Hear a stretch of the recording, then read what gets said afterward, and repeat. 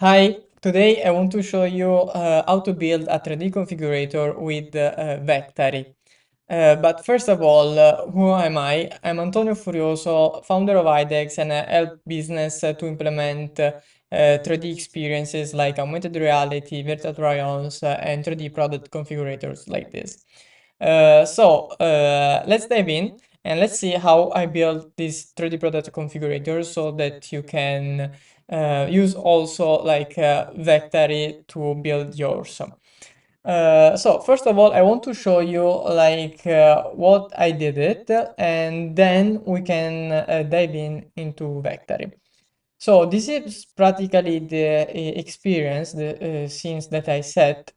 So where you can see the hotspot, of course, the 3D product, and then the hotspot. Every hotspot open, for example, a floating UI like this, where the user can change the color of the, for example, of this the ends, no? So for example, I want the ends gold, and then the internal one black, and so on. So every of these floating UI change something of the watch. Like also in this case, the back. So let's see how I did it in Vectary, and I will guide you step by step. So let's go here. Okay. This is like a copy of the project, but I deleted all the UI that I made because I want to show you step by step. So first of all, what you need to do is to import your 3D model in Vectary and create give of course, if you don't have good names of your elements, I suggest you to give you good names of the elements to track it better, because we will need it for later. And of course,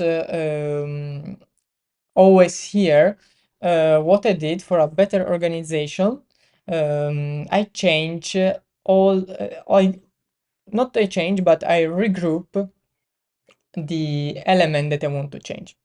So, for example, the ends here, I want to give a color, a same color to all these pieces. So I grouped all the ends and the elements of the internal gear that I want them to have the same color. In fact, as you can see, for example, here there are different colors, and the silver, the gold, here are the same. Here there is the metal black, because then when we are going to go to select the group, the color will appear all in the group. But like, let's see how it comes. So once we did this, what we need to do is to start to set our hotspot. So let's go here and let's select the hotspot. And as you can see, we have our little hotspot here. So, okay, this is the hotspots. Let's say that I want to change the crown. Okay, this is an example. Let's customize the size, because like this I cannot see the hotspot. Then let's say 40. Okay, maybe 30. Perfect. And then what we want to do is rename the hotspot.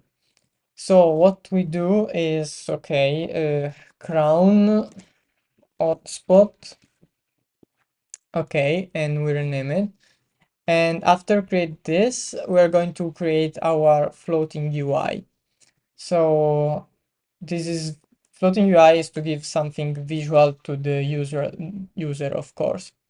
So to the floating UI, we can add the first of all, the text, because of course, what the user can know what he's editing or she's editing at that moment. So we're going to give the name a title and choose the crown color. Okay.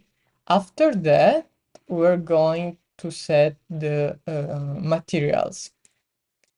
So we're going to take the source, and the source will be the that's why the name are important, the crown. So let's select the crown, and let's see that we have the three materials. So what we can do is, okay, display the name of these materials, and after it, okay, we can, change the different, for example, here, the radio of the, we can set differently the UI. And after that, okay, let's rename it also this, and let's say floating UI, let's put crown floating UI. Perfect. So next step is that we want to connect this hotspot to this floating UI. So what do we do? For now, it's visible. We don't want to be visible in our scene, but what we want to do is to connect it, so make it visible only when the user click this hotspot. So let's go to interact, and let's add the first, okay, these are the whole one. So let's add the first interaction. The trigger is of course, the click on our hotspot.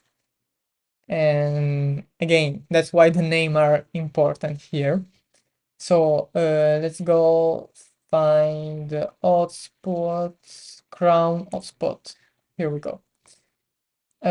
Select the action, so the visibility, floating UI, of course, control show this crown floating UI.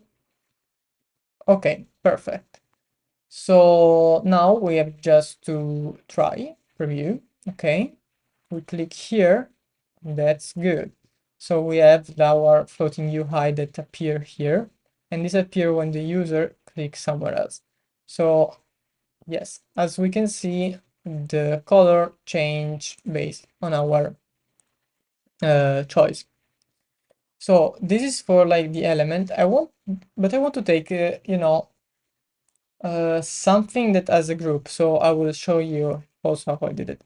So let's take for example, for the ends here, and we have to build another hotspot. So for example, I will see, I will set here the hotspot. Okay, again, let's go to design. Let's select custom size 30. Okay, it's in line. Yes. Oh, this wasn't the line.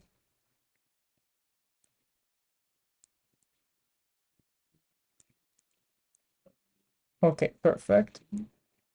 So here we have the hotspot. Again, let's rename it hands. And then let's create another floating UI. Let's rename also this. Okay, perfect. So what we want to add is the text. And here we're going to add external, because it's this part of the ends. I'm not technical in the watch, but external ends. Okay, ends, external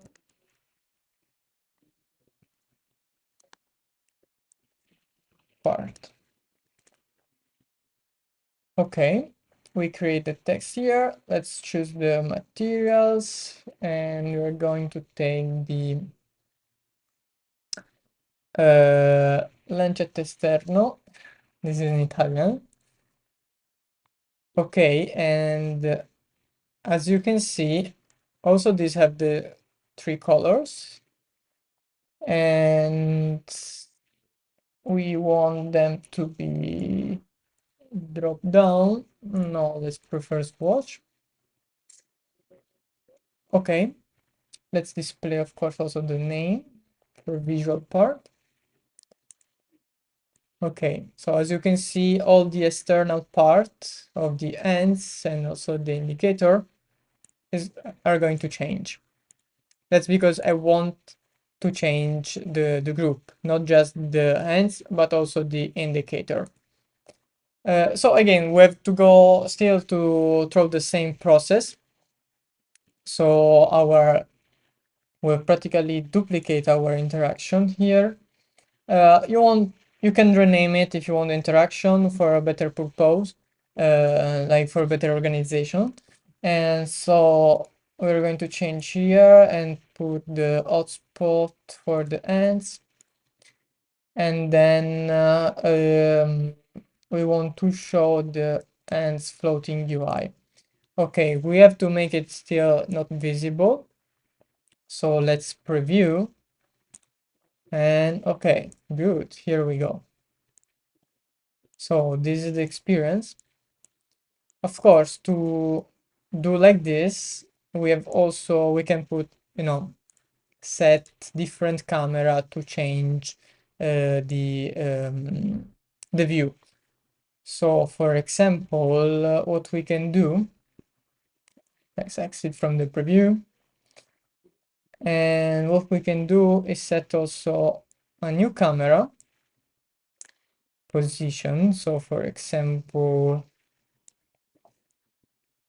for the crown, so we want to set new camera. Okay, here we go. Camera. And okay, this should be our camera position. So when we change the color of the crown, we come back on this part. So we want to add another trigger another action that is camera, and we switch to camera crown. Camera crown. So now, for example, okay, it didn't came because we have also to set default camera. So the default camera is here. Let's go to our default one. Default camera. And the default camera is on click anywhere. Not anywhere, but on the background. Okay. So on the background, I will show the camera, switch to default camera. Okay, so this is default camera, and when we are going to the crown, we should go to switch. Okay, it's not working.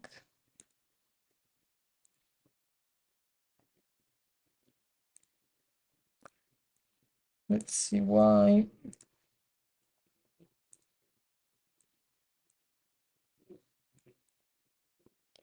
Okay, the default camera is working, but it's not working the crown camera.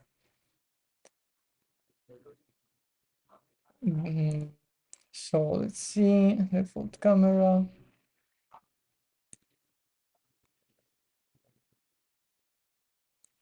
Okay. Okay, because there is no, okay, sorry, my mistake. Okay, switch, yes, to camera crown. Okay, let's preview. Yes, and it works. So this is the 3D configurator for the watch. Of course, you can configure it how you want. But basically this is the experience. If you want, we can add the augmented reality experience. So in this case, let's go to design and we can add the augmented reality. So meanwhile, it's developing the object for both Android and iOS. Okay, let's preview and we can go in augmented reality. Now I'm from desktop, and so it will show the QR code. So this is the 3D configurator with Vectary again, and why you would like to implement a 3D configurator, because it will increase your customer experience. So you are not just showing, for example, in this case, your watch to the customers, but you're giving them the possibility to interact, almost interact with your product and to personalize how they want. So that's all for today. Thanks for watching.